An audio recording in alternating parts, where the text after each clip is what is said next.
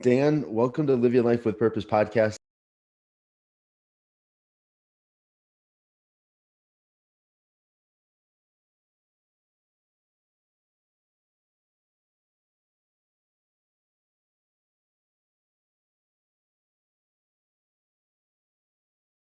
Super excited to have you on. I started following you when I started really getting into rowing and, saw that you were doing a bunch of different stuff and we started following each other Yep. and really noticed you had an incredible journey. And that's really why I wanted to talk to you about that.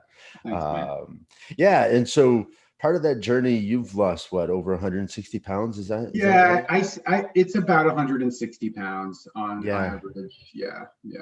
I would It's so any how given did Sunday, as they say, right? Yeah, right. Exactly. The fluctuation is fine, but I'm trying to so get another 15. I won't deny. I'm trying for another 15. Just yeah.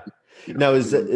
is that just like you feel good, but there's just a little bit, kind of more that you want to lose. Is Yeah, yeah. I think I feel great. I'm only 5'8" too, gotcha. Yeah, yeah. so have been heavy for a long time and still feel like for my height, I'm not where I want to be, Hmm. from a body fat perspective yet, so trying to get to 175 basically.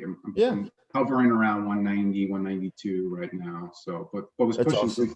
345, 350. So, yeah. That's crazy. Yeah. Yeah. So I have a little not as drastic as that, but when I started this journey for myself, I've always been a bigger guy. I'm 6'2".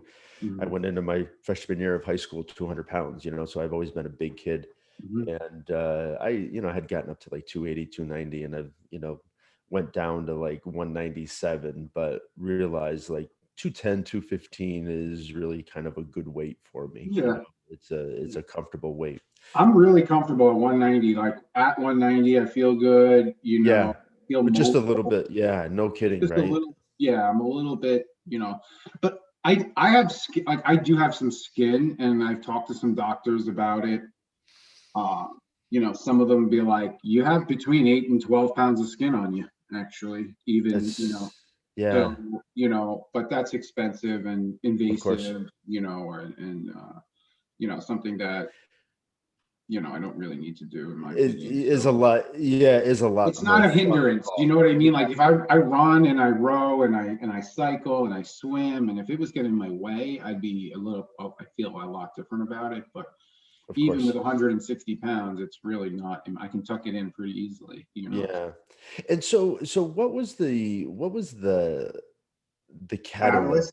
for you that, you know what I mean, that made it be like, okay, it's time. It was well, I will tell you that it was like an apex in a sense, right? But it was a lot of stuff leading up to it. Of So, course. I Yeah. mean, Yeah. I tell the story. I've done this a couple of times, Scott. So I'd be Yeah. happy to, uh, Awesome. kind of give your audience some insight too. So ultimately, picture an 8-year-old boy, right? Hmm. Um, and I can't play with my friends like in my class on my football team in Pee Wee football because we have to weigh in every week, right? And I got pushed to the 10-year-old team because of the weight requirements in Pee Wee football in the 80s, right? And I played with people who were 2 years older than me, and then like subsequently grew up and was like bullied a lot, in that space because I was this fat kid who was younger than everyone and had to play with all these older kids. Um, you know, but I pushed through that and Hmm. still, weighed in, had and there were days when like I was up against the 10-year-old weight limit, like pushing 125, let's say at 10 years old, and you have to weigh in for football, otherwise you can't play because you don't want to hurt Which anyone. is which is just so unfair because there's just so many differences in that 2 year span at that age. You know what I Yeah, I mean? don't blame Like, anyone for it. I'm sure the parents were like, "Hey, we want him to be included," and so on. And it was more along the lines of that scenario. But yeah. just hearing the stuff growing up, the kids that I went were in school with who were older, who knew me through that program. like I just became, the fat kid, in school, and like even validated it with my nickname and tattooed Big Daddy on my chest, because when Mm. I was in playing football, Big Daddy Dan Wilkinson was drafted from the Cincinnati Bengals in the 90s, and like I wore the same number, and it just kind of stuck, right? Because my name is Dan too. So, Yeah. I just accepted that. It turned into college. And it just turned into sort of like an identity, just Big Daddy slash BD. I used to be called and I still am called BD from my pledge name, like, if you will. Yeah. Yeah. But it was just a reality that I, though, was portraying, but internally I was like, I am not this person. Like, I am on I've been on a journey since I'm 8 years old. I was going to church basements with my mom to learn how to eat, to talk Mm. about, I call Facebook groups the church basements of the 80s, because Yeah. Yeah. because people share recipes there, they share insight there, they share their struggles, they share their weekly meals, like that's what's happening online right now, Yeah. Of with course. support groups. So I was doing that in the late 80s as a kid with my mom. My mom had struggled too, and had tried Think Thin and Weight Watchers and Atkins and Jenny Craig, and like you just kind of like try everything. And then, what happens? You lose 40 pounds, you feel good, you get one size below, the bin, the fat, the skinny bin. Now you could bring out, and you can maybe fit in those clothes from 2 years ago. And then you fall into bad habits, right? And you'd be like, I could do that. Well, and I think that that's where a lot of people yo-yo with dieting, Mhm. because we have a goal in mind and we put a number on that. And so people want to lose 10 pounds, they want to lose 20 pounds, and they set out this goal and they lose it because they've restricted all of this food that Right, they want. right, And then once you hit that number, you go out and you celebrate. And what do? You eat the foods that you go right back to, those things that give hmm, you comfort, and you're celebrating.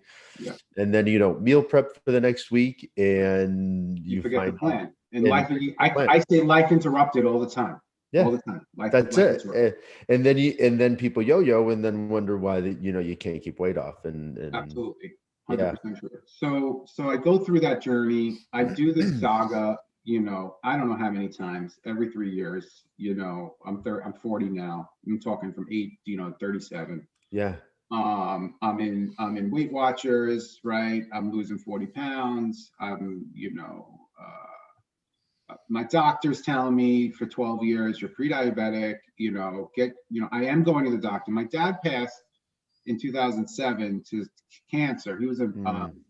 He was a 9/11 first responder for Verizon, and actually Wow. That's the dust took his life, actually. But um, when when I think about like his sort of involvement in things, he didn't give a shit about anyone. Actually, when I think back to, how can I put that? He gave a shit about everyone civically. He loved them, but like he didn't take shit from anyone. And that was sort of that. That message I had lost. I hadn't found really in mm, that journey.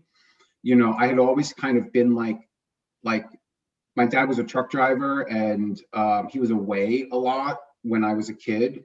mhm. So I leaned into that, like, web of my mom and like her sort of nurturingness, and obviously that Yep. side of things. And I never had an edge or like a hardness to it all.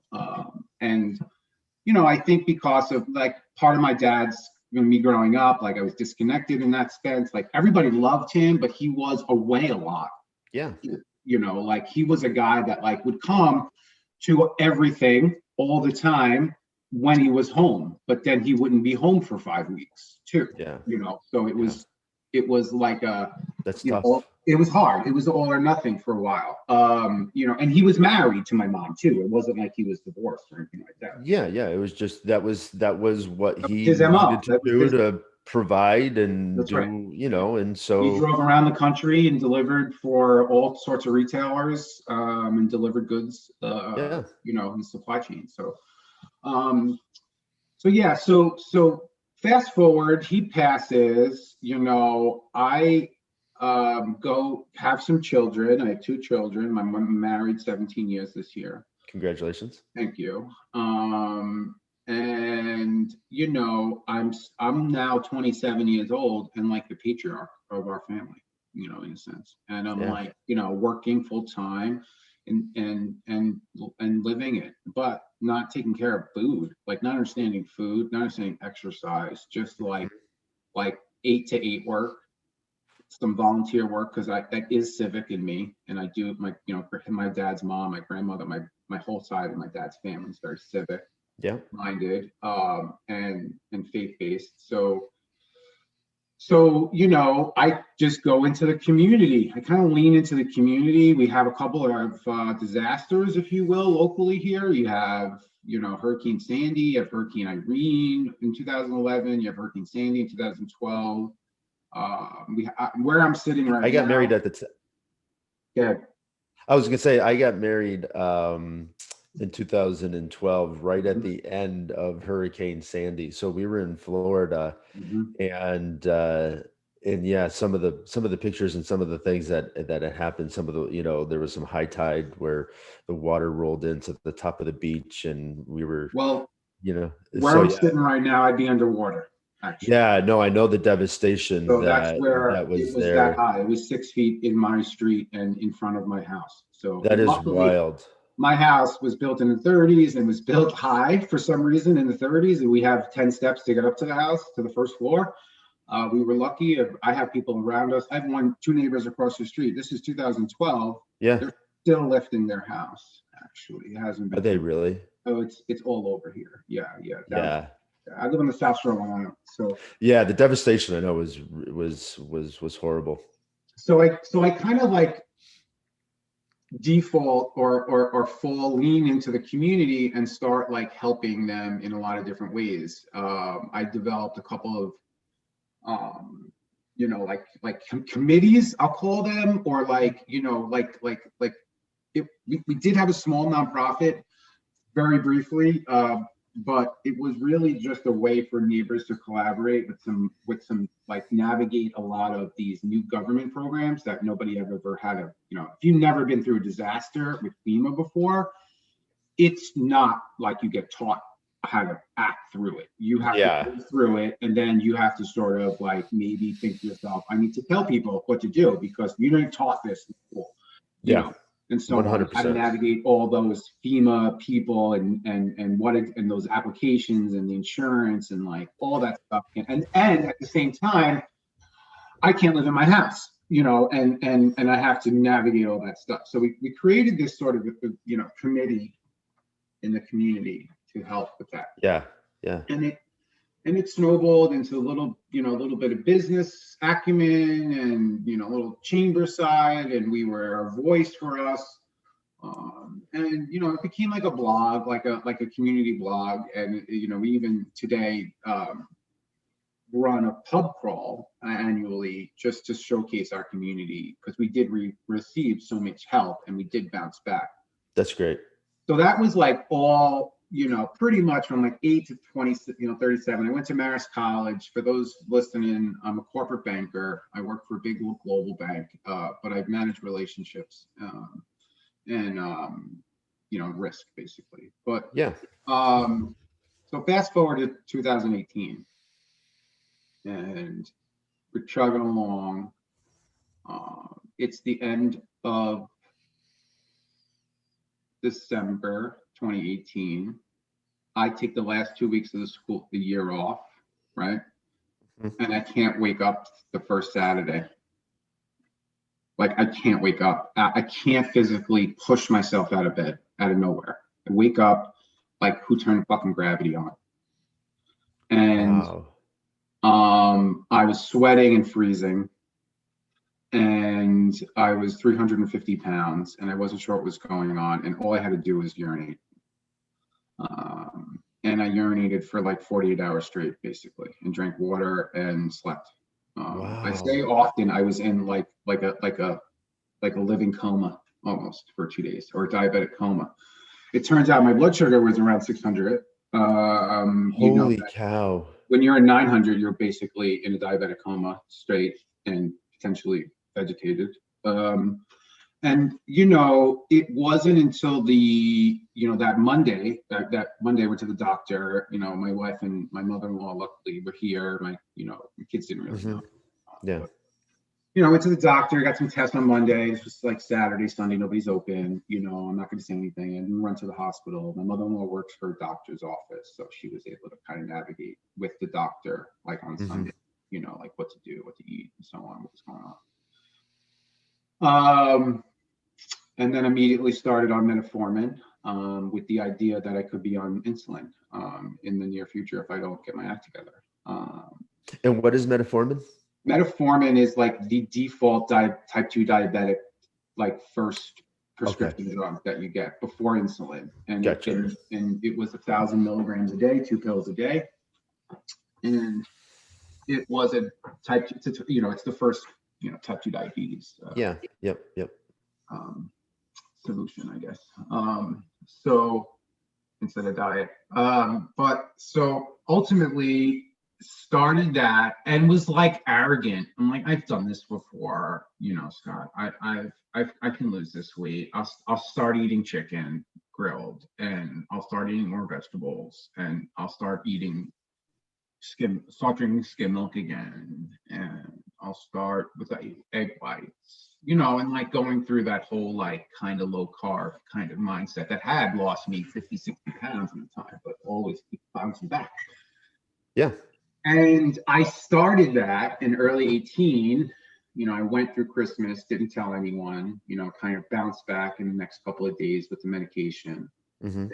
Um, and then, kind of like fumbled my way, I say all the time, through Q1 2018 in that space where like I didn't want to do it. I was still eating bad. I was, like sneaking food at night, and not taking all my medication the right times, and like even the right amounts and doses. Skipping shit and stuff like that. Hmm. Hmm. And at the end of March in 2018, I write a lot as much as I talk, because when I have conversations, we have to document them at the bank. So I have to then input them into, like a CRM software. Hmm. So I'm typing, and my fingertips are going numb as I'm typing. And I am starting to like go like this, like in the office.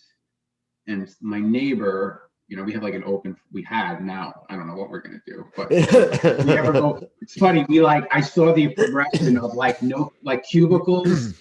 Everyone's in cubicles from like the 80s to this brand new open floor plan, and now nobody can use the open floor for everybody focus. So 100%. Yeah, it's from an crazy. office perspective, I don't know what's gonna happen. I tell them all the time, like, if you expect me to be in the office, you better expect Zoom to end. Because I ain't going in the office if I can talk to you on Zoom. So, Yeah. but anyway, I wound up talking to a colleague of mine who was like a father figure, a little bit older guy, near his retirement. And he was just like, dude, like, this place ain't worth it. Your wife is worth it. Like, what's going on? And I told him, and it was like 2 o'clock in the afternoon. He was like, so you gotta figure it out. You gotta figure it out. And it was heavy. I was wearing a 56 suit, you know, and Been there. right, 48 pants, right, and like a 28 waist. I mean, 28 length too. I Yeah. mean, you know what I mean? Like, that's me. So, yeah. So that night, my mom had started a vegan diet because she had tried every other diet like with me too. And she started this vegan Hmm. diet, and she started talking to this doctor that she was down in Florida with. And she told him that my son has type 2 diabetes. And, I called her that night, and I was like, oh, I'm fucking at work, and like, typing these call reports, and I can't feel my fingertips. Yeah. She's like, Danny, come on. Like, just, you've tried all these things. Like, she sent me a link. to Neil Bernard, who is one of the doctors on Forks Over Knives. And I watched it there that night, Friday night, like 8 o'clock at night. And I like cried myself to sleep. Mm. Like I was like, this makes so much sense. Like Yeah. it just makes so much sense to me. I had struggled, I didn't remember until then, but I had struggled as an adolescent eating animals. I Mm. remember in my brain, like, why am I doing this when I love these animals? Hmm. You know? And it Well, was and that's a, I've always, so I still occasionally eat meat, every once in a I don't while. ju- I want to get there. I'm not I Yeah. it was just something But but uh, moral but for uh, me. but yeah, I completely agree with that statement that like there's a part of this that for me, I eat a primarily plant-based diet because I enjoy the way that I feel, Yeah, and I was always a little bit like I suspect. would think about the chicken and like, okay, this is part of that chicken leg and this is that meat, and it's just like, well, if I would eat this chicken, why wouldn't I? Would I eat a human? Right. You know what I For me, mean? it was And, like and I prepared a lot of. some of that is like, I remember you can imagine preparing raw chicken in your head, yeah, right?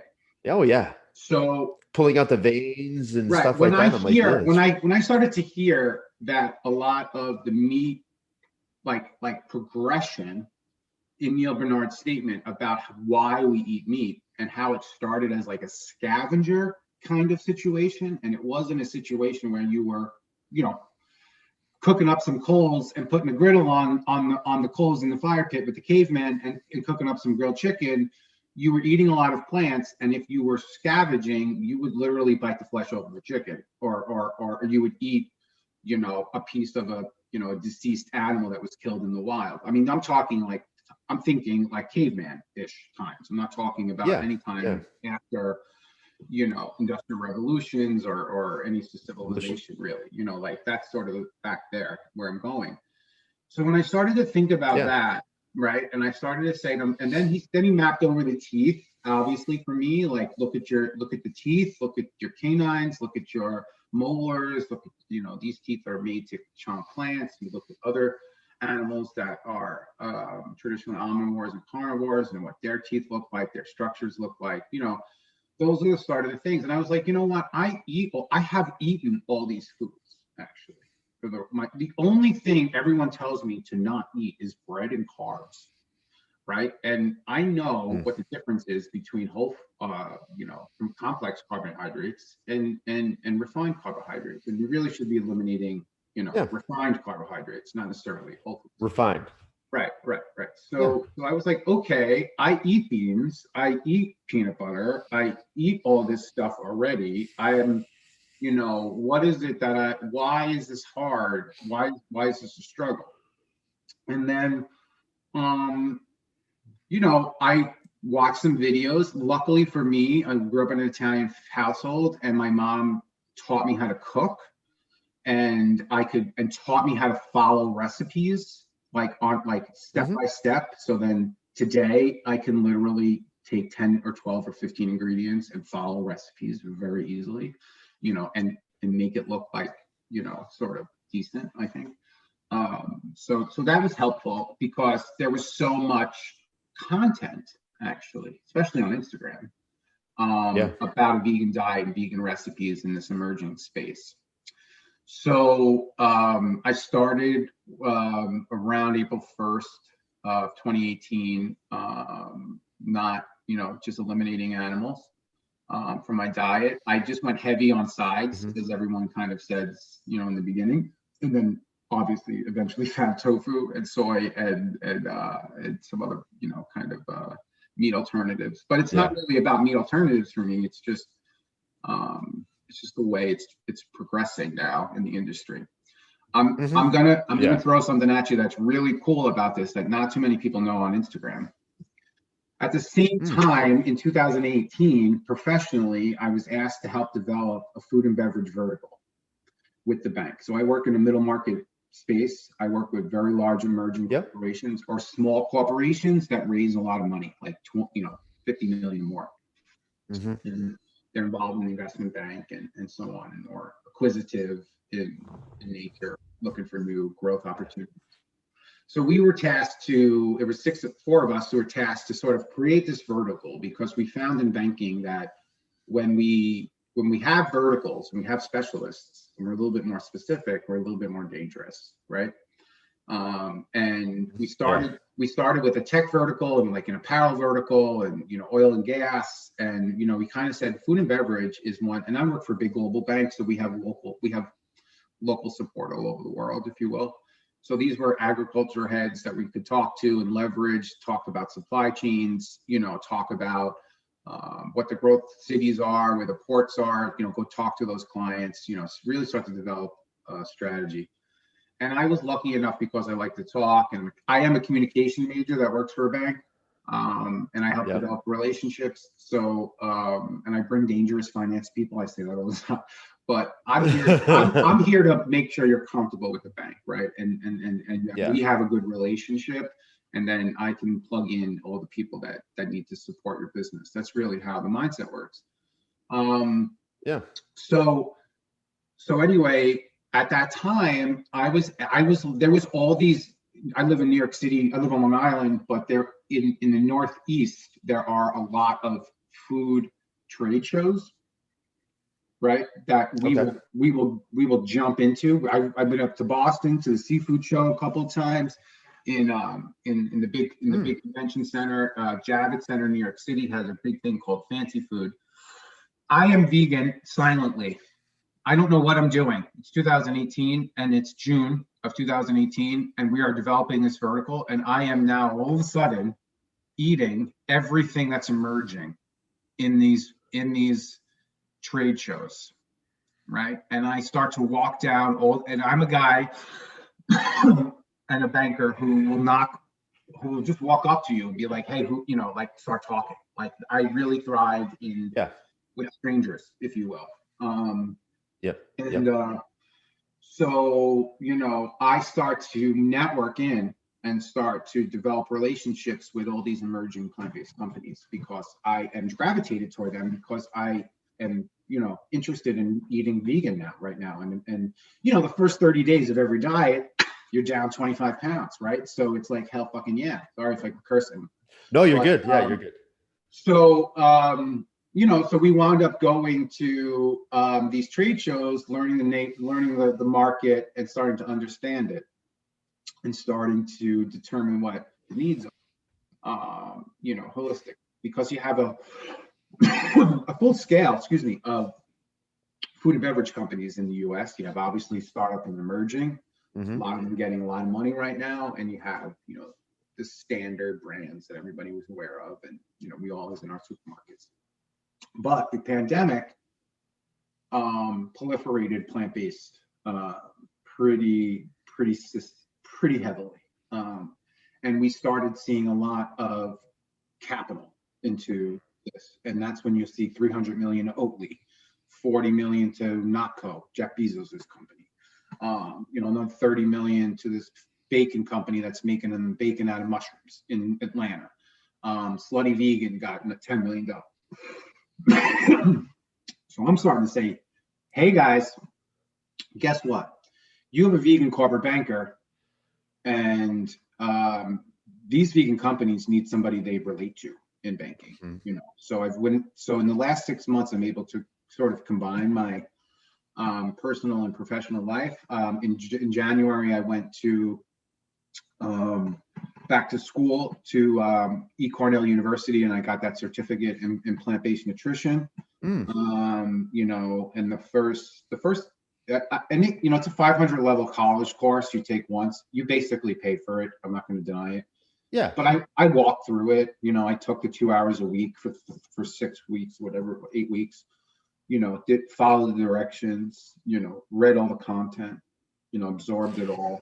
and So. it's and it's amazing to be able to kind of take this job that you have and you Mhm, enjoy doing, mhm, and then all of a sudden take this interest, and it's like these things are lining up. I can relate mhm. to people. I can talk this with them. They can get comfortable with me, and we can expand our business. And so what a That's great, right. And what's even nice about it too is I get to explain that journey I love to the kids that are not able to talk to me in person right now, that will yeah, talk to me on Zoom next week, but they will hear, actually, it's funny you say that I'm telling our graduates or our interns and our analysts that are brand new to the bank, like, I'm only 40 and define my own path here, yeah. and able to do that. And this is exactly what I mean by that. And I am defining my own path today.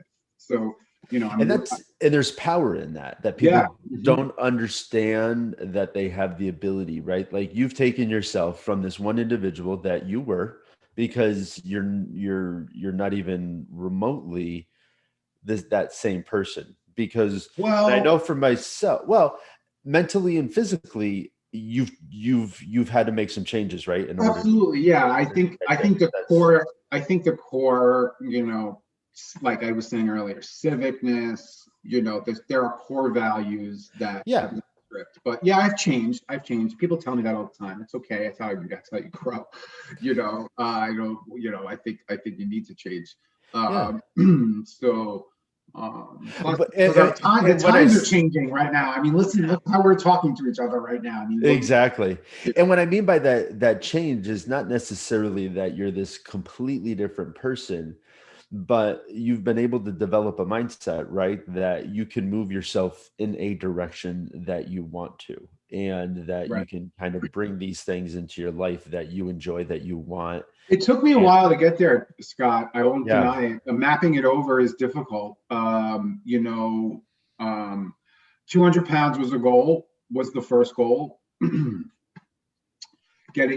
Other than like getting exercise involved in the mindset, in the space, that yeah, really helped. I joined Orange Theory in July of 2018 with some yep. friends, and that really gave me a lot of like discipline, because it was just like show up and work out, and That's it was it. just like show up and work out, and you'll do great, and Yeah. and You be a don't little. have to think And about I'm a it. little social, as you can tell, and especially online. And if you got some people tagging me in some, and I'm interested in that, like, and I'll share it. I think that I fell into that for a year, and Hmm. every night would share my splat points, and the whole Orange Theory click. And then I started to realize around the end of June of 19 that I was changing. My exercise needs were changing. I was looking to lift. I was doing a lot of cardio. I had liked the cardio. I was looking to lift a little bit more. And Orange Theory, from an Olympic lifting standpoint, is doesn't exist. So it's No. more barbell and I'm sorry, dumbbell and like HIIT work, which I do all the Yeah. time still. Yeah. But I really wanted to learn my core strength. I didn't know what I wanted to learn, but I knew that I needed to change from an exercise perspective, and I joined this. Do you know Rob and Lizzie? Rob Uh, Carson and yeah. Lizzie Carson Rowe. Yep. Okay, so I joined Concept Fitness, which is their gym locally here, and I met Rob and Lizzie in the summer of last 19 summer of Yeah. 19. And luckily for me, they were like a step up from Orange Theory. They really are. They're set up the same way. You book your classes, you come out, you sweat, you work out hard, but we're taking it up a notch, and we're going to tell you how to lift, and we're going to have instructional classes on barbells, and I mean on Olympic barbells, Hmm. Hmm. and proper form. And Lizzie used to say, I'm not going to put any weight on that bar until you do 1,000 reps, with no weight, I love that, because you get into that type of atmosphere, and the natural instinct is to you know show off a little bit. Like, oh, I can, like, Yeah, somebody's yeah. doing And I'm that. and I I'm can. walking in there like I'm the vegan, bro. Like, look at me, like totally, totally, But And it's just, it was yeah. welcoming. It was totally welcoming. They were great. They were starting to, so they were excited. I Hmm. think that people were involved and interested in them, and it was great. And they introduced me to the machine, Yeah. the Concept 2 machine. Yeah, And which then is yeah, and then the pandemic came, and I was going to them through the pandemic, and then um at the end, I mean, Trump was like, "Hey, I'm going to give you $1,100." I'm like, "I'm buying a rower." And okay, so I bought a rower off the stimulus. I yeah, got one of the last three before they closed at Concept Fitness, so I got it delivered at the end of March of 2018. yep. I'm sorry, last year, 2020. Hmm. And I just started, and I came off the gym. Rob has, and I also work out with Justin. I know Garage Athlete. He had a sale. I jumped Sure. on it. Yeah, I just like the guys and Yep. like the rowing atmosphere. So I train both with them. Although lately I've been hurt. I hurt my foot running. Oh, yeah. But I haven't been working out. I do the X3 a little bit now. I like that a lot, and I do some more like HIIT work. Yep. But ultimately, as I was growing and doing it myself last year over the summer, it really became this like mental solitude. Like as much as rowing was helping me physically in that gym for a year with Lizzie and Rob, and they were really showing me, all different types of things that I needed to learn. I started to row longer here because Mm. you're there for 45 minutes, you row, and it's fine. You do a bunch of work, but you row, 2 minutes on, 1 minute off, 2 minutes on, 1 minute off, 2 minutes on, four sets done. And then the rest you do. It's a great workout. Yeah, yeah, yeah, yeah, But I yeah. found myself, because I work in a bank and I talk all day long and I write. You should see the journals I have. I have thousands, not thousands. I have dozens of journals that are written on and written in, and I write all the time. My mind is racing, even in this Hmm. conversation, right? So the rowing stopped that all for me, actually, when I started to row long and concentrate on my splits and concentrate on my time. And it became, and for Christmas, my wife got me the uh, dark horse rowing like trainers program. Oh, yeah, yeah, yeah. I've looked at Yeah, that. I have it, and I haven't taken the tests yet. And I was thinking about doing it. A couple people have been asking me. I've probably sold about 20 rowers to friends. Honestly, Oh, absolutely. At this point, like I know at least 7 people who have bought rowers and they're all from looking for programming, and I'm like, I for ain't here just to program you, bro. Go see Rob. Go see Justin. Or Shane. I like Shane. I like the three guys. I like them too. So I yeah. bought Shane's. Christina bought me Shane's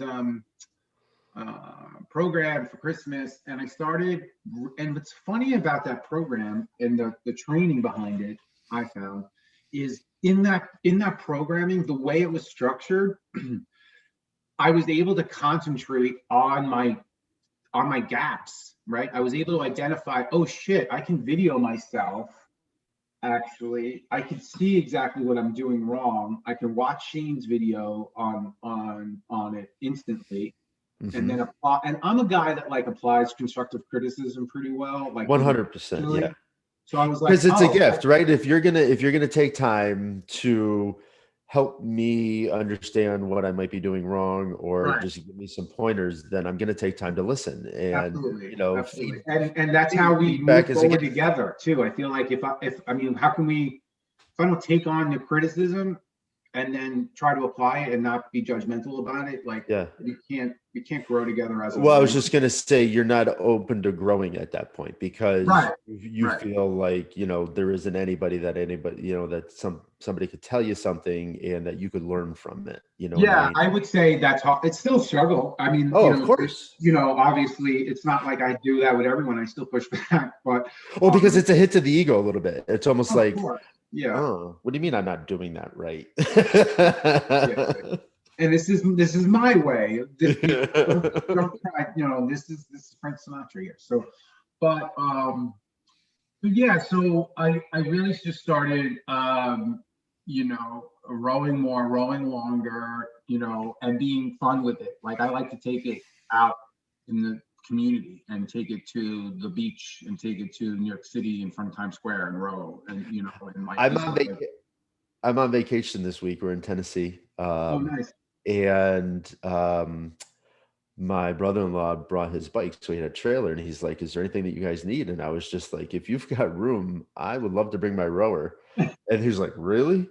Um, and here it is Wednesday, and I've rode, the last 2 days. Yeah, Even if it's a half an hour or an yeah, hour, I can find the time, and it right. just helps me feel good. Yeah, absolutely, absolutely. I've been so I started, like I said, and going longer and interested in, half marathon rows, could I do a 50K? Wow, there's actually 100K out there, like fucking 8 hours. But I like the space personally of like Mhm. 40 to 90 minutes, Yep. kind of consistently, maybe even longer. Trying to find the time is always it's a struggle. It So really is. For me, that hour is a great sweet spot. Half an yeah, hour is okay, but it's a little too short, and an yeah, hour is just it's an amazing row. I feel great. yeah. I have a lot of Although thought. I won't, I'm getting sick of the 60-minute rows. I do. I told give me 4 15-minute with like 3-minute breaks in between or something. You know, I'll try to negative split it, or something Yeah, like that. I like stuff like that, and just to keep it interesting, right? I don't like sprints. I don't like the 2K whatsoever. I think, I understand why it exists, and stuff like that. It's just not my cup of tea. Yeah. And, I'm just going to draw the line and row it. I'm a 707 right now, 2K, and I'm happy with it. I don't know. I've never tested my 2K. I'll have to try it. But you need to test it where you need to fall off of it. Yeah. But I'll tell you why. A lot of the coaches use that metric, that number, that 152, that 147, that 140, whatever it is, 500 millimeter split, a 500-meter split, as your benchmark when you go do your other, workout. So if I run a 4 times 15 with 3-minute rest, I'm going to be at 2K plus 20 at on that. So I know in Yeah. my head I'm at 147 on my 2K. I have to start at 207, or 205, and then work my way down. Down. Yeah. That's an interesting way that I've seen the guys do it, which is why they run the 2Ks, I don't know, quarterly in their mind, in their workout structures. So and Yep. Yep. program. So but yeah, so it more of a long term rower, medium, like I said, 30, 30, 40, 50, 60, 75 minutes I like a lot. Yeah. Maybe about 18K or something like that. Well, Um, and it helps with the mind space too for you. Is it, at least for me, is that for you? Like, do you kind of get lost in sometimes a longer row and just kind of thinking about things? Do you utilize that time for, I have a lot of different conversations about like a podcast coming up or something that I've got to do for work, I where will tell you that I think about my numbers that entire time. That's yeah, the best thing for me.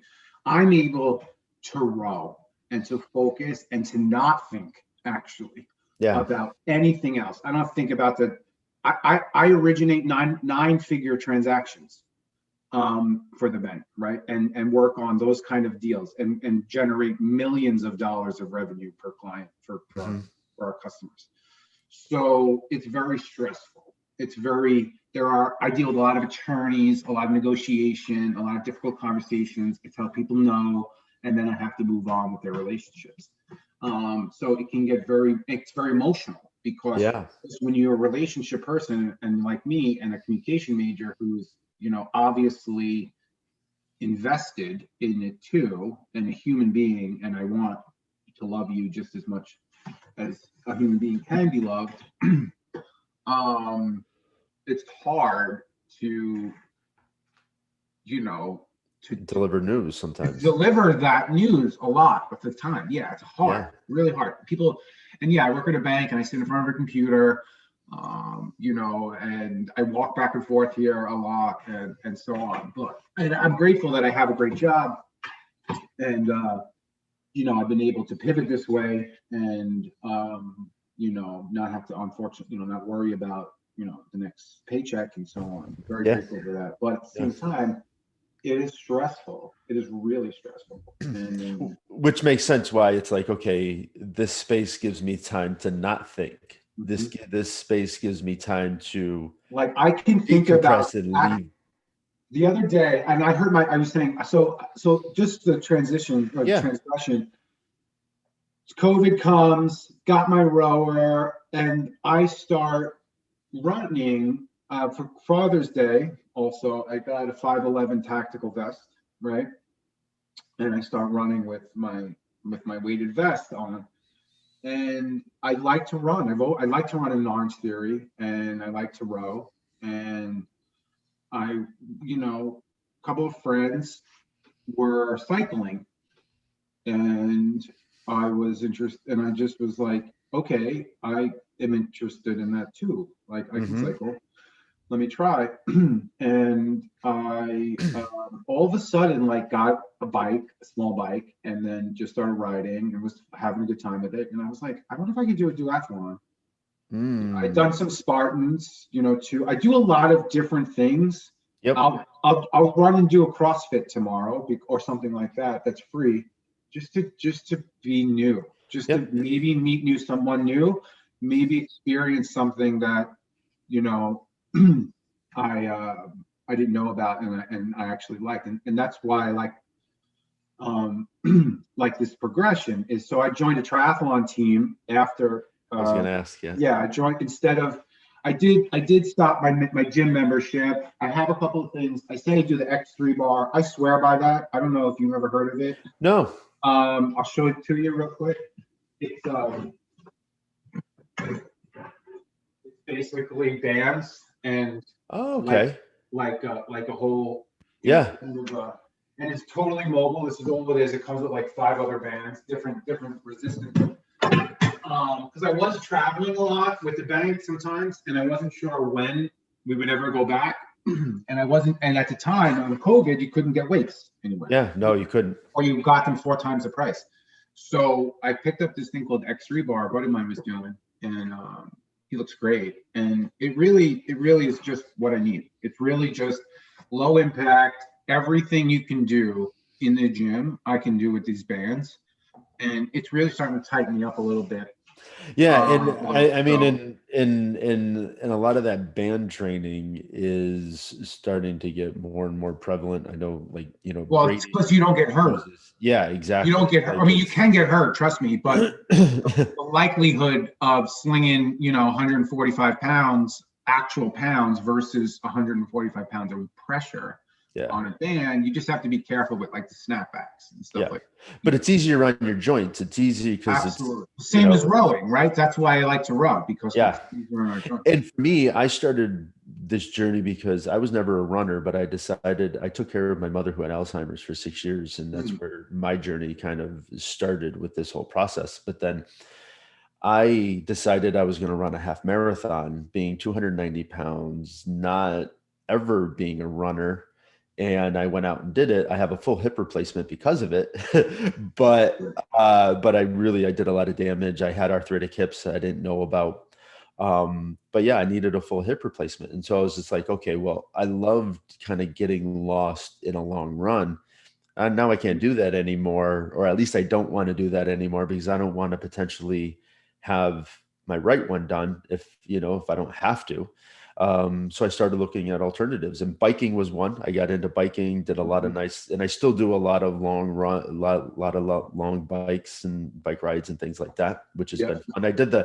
Have you ever done the 5 borough bike ride? Like I just, well, you know what? It's so funny. Somebody just mentioned that. I haven't actually. I'd love to try it. Yeah, it's amazing. It's only 40 miles Yeah. and they close down all of the roads that you travel. And so you go through all 5 boroughs through Central Park. You go on the Verrazano Bridge. It's just you and, 32,000 2 hours. of your 2 hours, closest right? friends. You in 2 hours through New York City, basically. Yeah, but there's like 32,000 people that do this. All And right. so you're in this mob of people. It's fantastic. It's a lot of fun, a lot of energy. So I would Yeah. yeah, I'm going to look into it. Somebody just mentioned it too. yeah. Uh, But I was looking for these low impact things, and then all of a sudden I was doing the swim? CrossFit. I do. Yeah. Yeah. I like to swim, but I don't really have a place around me that I do a lot of swimming. And since I was introduced to concept with CrossFit, it was just Mhm. like, let's get a rower. And Yeah. now like I can't Now, get and enough. you train on your own, like you said, you did 30 minutes, 60 minutes. Is that mostly how you work? Yeah, yeah. I mean, I'll do some interval type stuff every once in a while. I was on this journey to really kind of do. I was thinking about doing a marathon a day for a year, um, but I don't have 4 hours a day to do That's that. a I lot. I mean, a decided, half I could maybe do. yeah, yeah. So it really became kind of the timing thing for me. But I just did a 100K a little while ago, and I'm How going to long did that do. take you? It took me about 10 hours Did you in stop? total. I had to get off. I wasn't really prepared. I hadn't been like I was foolish. My nutrition was horrible Well, the we're all 3 weeks. foolish when we go into these things. Yeah, and I actually like took 2 weeks off before I did the just from life, Mhm. and so I was like, okay, but in October I'm going to do a 24-hour row. It's all based on Alzheimer's. I do these to Yeah. raise money and stuff I like did. that, but it's also I'm doing mine Christmas Eve. Christmas Eve. I'm gonna do I do it in full. That's yeah. basically what I That's want to do. awesome. I Yeah. love it. Yeah, that's great. And it's just yeah, it's just this nice way for me to give back, raise money, but also challenge myself, right? Like to do these Sure. things and push my boundaries, which is Of fun. course. Yeah. I mean, that's what's leading me to this try. In I love July. that. I was going to ask you if you've thought about a try. That's fantastic. So I'll tell you somewhat. I kind of met. I map things over in my life pretty easily. So I mentioned earlier that my dad was a first responder for Verizon Yeah. for 9/11, and I didn't know. Well, let me rephrase that. He died in 2007. I was 27. Hmm. He was a first responder for Verizon starting on the 13th of September 2001. He delivered telecommunication and coaxial cable equipment to all of the police department and the fire department the first 3 weeks to lay that infrastructure so everybody could start talking again to each other. And Yeah. through all that stuff was all decimated. So Verizon had to come and actually, before they could, while they were cleaning everyone up, basically everything up, they also had to lay these monster cable spools down to develop the initial telecommunication need for the downtown for Ground Zero. Yeah. So he was there for 3 straight weeks, and I was a senior in college at the time, and very in tune to what he was. I was talking to him every day. I was saying we were talking 8 o'clock at night. He's telling me how messed up it was. He's telling, I went to Marist College in Poughkeepsie, Yep. and he'd be like, I think I saw a Marist shirt today. If that came from your donate, we were in a fraternity. A week later, we had donation drives going, up in the school and so on. So Yeah. anyway, um, fast forward to last year during 2020 COVID, watching our local news, and it's 9/11 time. There's like an anniversary, and there's a guy on there who's like a janitor from like college or maybe not a college or high school or something like that down there. And all the dude did was clean the dust up around the school and like wash the windows. And now he's sick, right? And like eligible for this victim's compensation. And he's actually a first responder for this school. If you Hmm. think of it like that, like we think of first responders, I think there's a stigma. Probably it's like cops, EMT, fire department, very, very obviously why we think Yep. that. Yeah. Never considered my dad a first responder, but he was for Verizon. And so while this was all going on last year with my head and I'm moving around and even mentally just kind of like getting checked involved with the rower and so on and COVID and working from home. Not, I mean, it's all new, right? Hmm. For everyone. I'm yelling at people. I shouldn't be, I'm struggling with my own mental health, ill health. Hmm. And the triathlon starts to appear. in the back of my head, I find while I'm working through this thing with my dad now, and I have attorneys involved, right? And I'm like pushing this through now. Now they're telling me all this stuff I have to regurgitate from 2007, how he died, all the doctors stuff, stuff that we closed for a long time Yeah. because we Yeah. never questioned why, actually, when he passed. We just accepted it. And anyway, lo and behold, July 11th, out of nowhere, is this Verizon New York City triathlon. And I was like, huh, that's the triathlon I'm going to do. I am Yeah. going to work towards that day, July 11th. It's the only one I want to do right now is one with a Verizon logo on it for Yeah. just because of my whole situation, Mm-hmm. the first one too, Mm-hmm. given. So working towards that, and that's July 11th now. So what I found in this journey, in this space, is constantly put out new things with dates in the future that you Yeah. want to do, right? The bank, funny enough, just had a Future of Cities podcast and webinar last week Mm-hmm. and talked about how people are going to invest uh, in work, life, and recreation in the next 10, 15, 20 years. And the recreation side of it was really, really pushed as to, local things in your communities that you want, that you're honestly interested in, that like you have personal interests in. We're going to see a proliferation of recreation in that space, right, in the next couple of years. And I'm living it, right? I'm like, yeah, I bought the machine. I'm cycling, I'm swimming, and I'm doing this try, So I'm like, yeah, that actually sounds right. It feels right. So I just started swimming about 2 months ago into February. And then I was running, I hurt my heel. Yeah. And that's sort of where I'm at right now. I haven't even been rowing because I push off of it and I aggravate it, a little bit. So May 1st, I'm trying to get back into cardio, but I've given myself 6 weeks off, actually, which has Yeah. been really, really hard. Trust me, it's been really, Well, really hard. And I was talking to my physical therapist when I hurt my foot, and he was just like, dude, like, you've been going at it for so fucking long. Like, give yourself 6 weeks off. Like, honestly, like, keep your diet in check, but like, walk when you got to walk. But like, you're not going to gain 40 pounds in 6 weeks, but, the way you eat, like, because that was what I was worried about without work was that, but yes, because we put this, we've done all of this work, and sometimes we think that if we take time off or we deviate from that, that we're going to go right back to that other, potential, or that other like, I person, have to or convince myself I'm okay. not going to wake up fat, Yeah. like, before I fall asleep. Well, because sometimes, the big breakthrough, a lot of what regardless whether it's weight or something else, there's a difficulty that we all have with, we see an image of ourselves whenever we look in the mirror. And even when we've had drastic change, sometimes it's hard to see this other version because we are always thinking that we are this other person. And so Yeah. this is really where that self-care, it's not just the self-care, it's the self-talk, it's the self-thoughts. Like, be That's why I'm glad I'm in cognizant. therapy, honestly. Yeah, like, think about all of these things, because you hear everything that you say to yourself, so treat yourself well. I say that all the time. I say I talk to myself the most. As much as I open my mouth to everyone, trust me, I open my mouth to myself even more.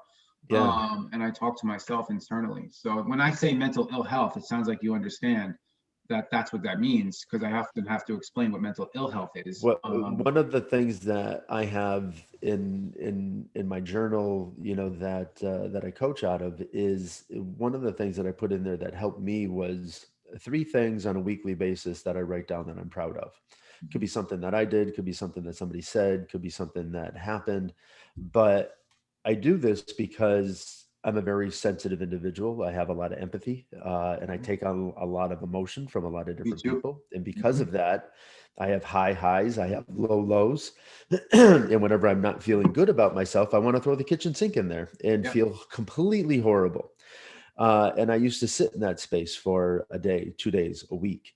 Right. And when I started this journey for myself, I realized that I didn't want to sit in that space. I didn't want to feel like that. And so how could I eliminate that? How could I alleviate Absolutely. that for myself?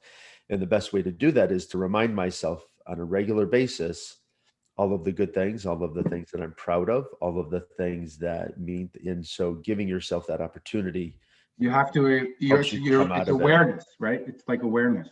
Yeah, it really is. And when you're aware and you can, push away, uh, what is it? Like that need to be liked, like that Yeah. need to be validated, and like From just somebody else's validation that's versus right. Like your wrong. in what is it? In ingenuity, would stay there, be grateful. I mean, then it's easier to navigate versus Yeah. and you get mentally, just destroyed when you stay and looking for that validation, so to speak. Yeah. You know? And so, Dan, I think that, I mean, we could obviously talk like this for a long time, I feel, Yeah, totally. having really like, we've known each other on Instagram for a little while. We're just Right. talking for the first time. And I feel Like like with I could two talk to you peas. for another couple of hours. So I don't want to take up Absolutely. too much of your time, but I really want to, Yeah. I want to round this up because I think that we could have another conversation, in the future. Sure. But I really want, what's the one thing as, you would want folks to kind of come away with this journey that you've had, which has been really significant? What's the lasting message that you want people to It's really understand? cliche, Scott. It's probably really cliche, and it's simple. It's like you're gonna fail, actually. Accepting Yes. that accepting that first actually is the best way to get to where you want to go, because nobody is like my way is not going to be your way. It's not going to be Helen's way who's listening. It's my way.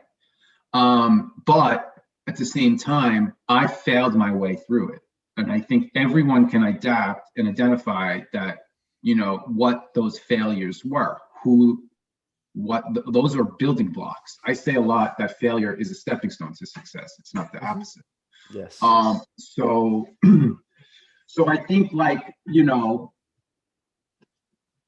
if you're in a space right now where you were 40 pounds and like you lost 40 pounds 3 times, like it's just going to make you better if you keep doing it. Like it's just going to, those failures, going back is just going to make you remember them. It's going to Well, make you, it's building the resistance, right? right. Like it's Resilient. I was going to say resilient. resilience. Yeah. That's actually what I meant to say, was Yeah. that resilience of all of this stuff. But I would imagine in the back of your mind, regardless of all of these things, your why, right? Like, Yes. and that That's knowing your huge. why, having that, reminding yourself of that allows you to say, okay, this didn't work. I'm not giving up. What am I going to try next? Couple of things on that. Redefine your why if you have to. That's you can start with a why, and then if it doesn't work for you, you can change your why, Mhm. actually, right? Mhm. um and secondly, what I found really helpful, and it sounds like we journal a little bit, or write a good amount, is I today put a lot of stuff out of my brain.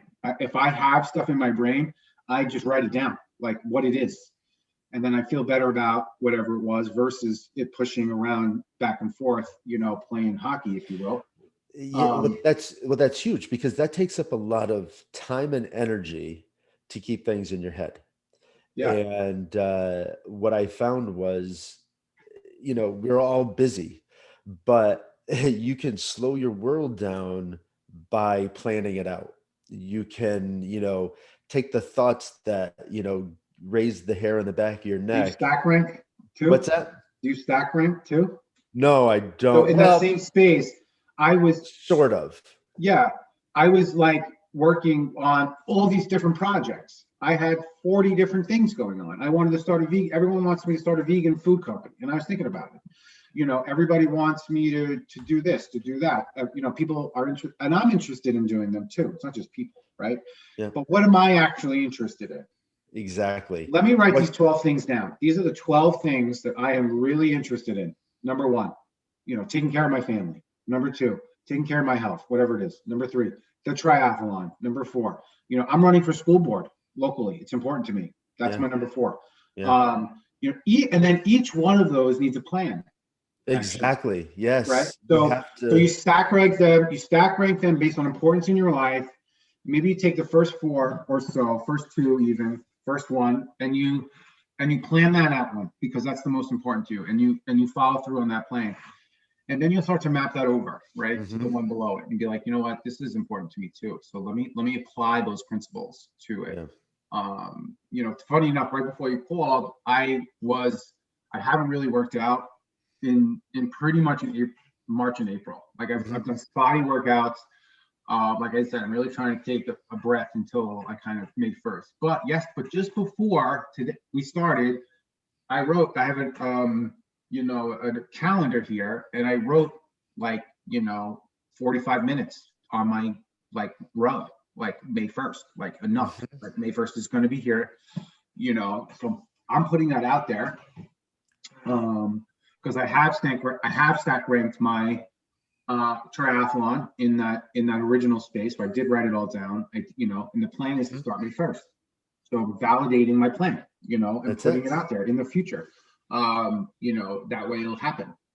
So that's really the idea and the mindset, I think, that a lot of us probably either do and don't recognize, right? And can take a step back and say, wait a minute, I can do that to my debt if I have debt too. If I write everything down and I focus on there, and I write these things down, and I put myself out there that I'm going to pay this stuff down, and I do it because I write it down and I do it. It's everything. It is everything in life. It doesn't matter, if it's like a business plan for whatever you want to do. Yeah. Like you've just got to figure it out. If this is what you want, well, now, okay, what are the activities? What are the things that I need to do on a daily and that's why you take constructive criticism too, not try not to look at it as judgment, because if you want to try to get better, you're going to have to go to people who know better than you. Well, you can't do this alone. This is your journey. This is your rock that you need to push up this hill, but you can't do it alone. No one can do any of this alone. And you're not alone too. And you're not alone. Exactly. We all need help. We all need encouragement. We all need support. Right. And the more that we give that, then the more that we get that. And amen. A woman. Yeah. It's fantastic. So Scott, it's really nice meeting you, man. Yeah, you too, Dan. This has been a great conversation. I look forward to future conversations with you, because I think, happy to maybe we'll have talk it up and invite someone the next time. Maybe that it'd be fun. Maybe give us some insight or different perspective too. Yeah. So. Absolutely. Dan, listen, I appreciate all of your time. Thanks very much. Let me know when it's ready, and I'll share it for us. Yeah, absolutely. So